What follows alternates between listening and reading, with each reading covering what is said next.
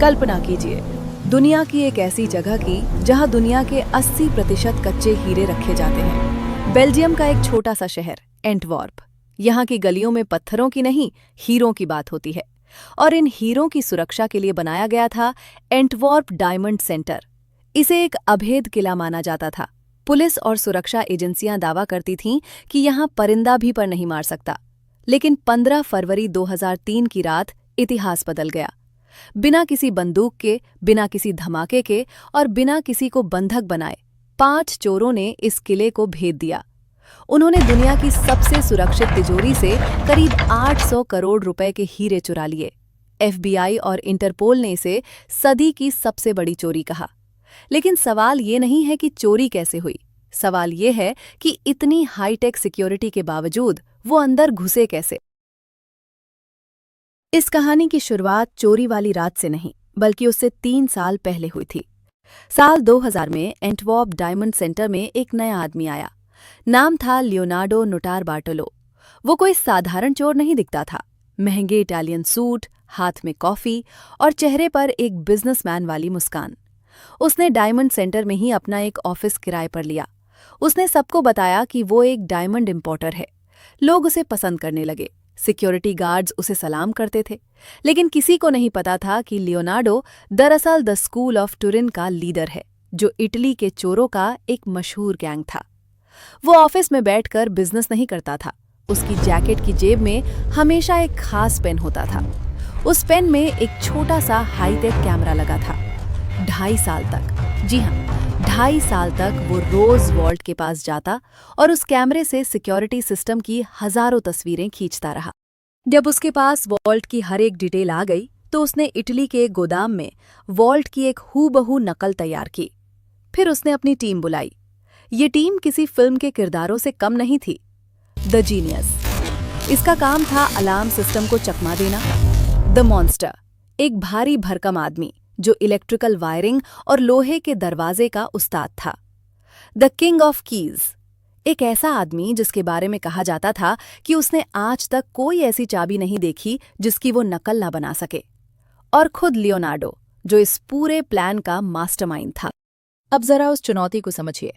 Diamond centre का vault जमीन के 2 मंजिल नीचे था। दरवाजा 3 टन भारी स्टील का था। उस पर 10 लेयर की सिक्योरिटी थी। एक मैग्नेटिक फील्ड था। अगर दरवाजा खुला तो सर्किट टूट जाएगा और पुलिस को पता चल जाएगा। अंदर डोपलर रडार लगे थे, जो हवा में होने वाली किसी भी हलचल को पकड़ लेते थे। हीट सेंसर थे, जो इंसान के शरीर की गर्मी भाप लेते थे।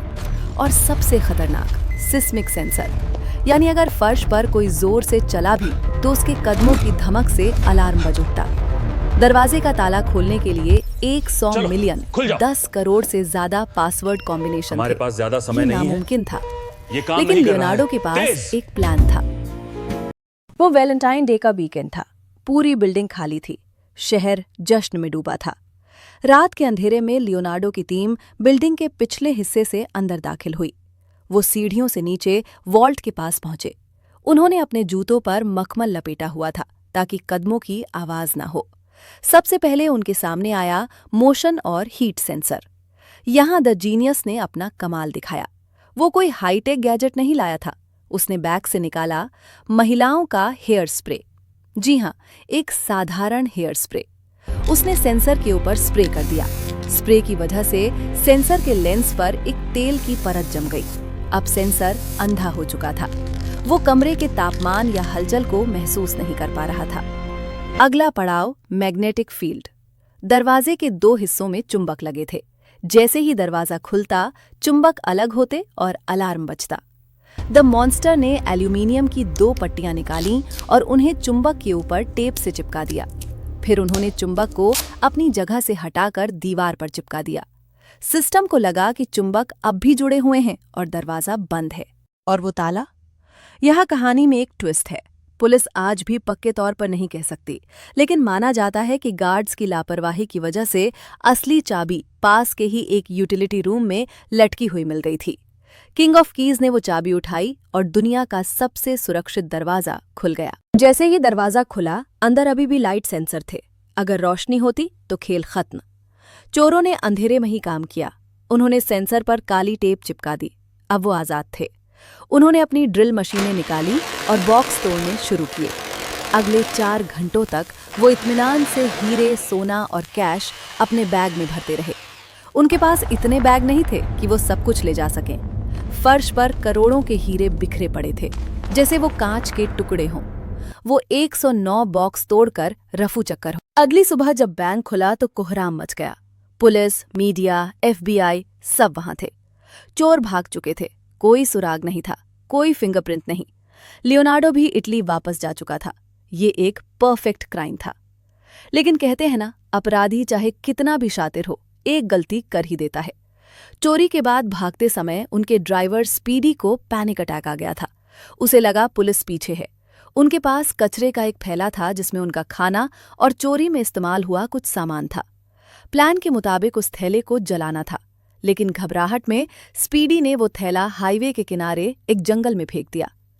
एक स्थानीय किसान को वो थैला मिला। उसे लगा वहां किसी ने कचरा फैलाया है, तो उसने पुलिस को बुला लिया। पुलिस ने जब थैला खोला तो उसमें हीरे नहीं मिले। उसमें मिला एक आधा खाया हुआ सलामी सैंडविच और एक वीडियो स्टोर की रसीद। उस सैंडविच पर लगे DNA से पुलिस लियोनार्डो तक पहुंच गई और उस रसीद से ये साबित हो गया कि चोरी वाली रात लियोनार्डो एंटवर्प में ही था। लियोनार्डो पकड़ा गया। उसे 10 साल की सजा हुई। उसके साथी भी बाद में पकड़े गए। लेकिन इस कहानी का सबसे बड़ा रहस्य ये नहीं है कि चोरी किसने की।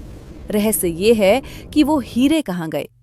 पुलिस को चोर तो मिल गए, लेकिन वो 800 करोड़ रुपए के हीरे आज तक बरामद नहीं हुए। जेल से छूटने के बाद लियोनार्डो ने एक इंटरव्यू में कहा कि उन्होंने सिर्फ 20 मिलियन ही चुराए थे, बाकी के बॉक्स तो पहले से खाली थे। उसने दावा किया कि ये बैंक वालों का ही एक इंश्योरेंस फ्रॉड था। सच क्या है? क्या हीरे आज भी इटली के किसी खेत में दबे हैं या ब्लैक मार्केट में बेच दिए गए?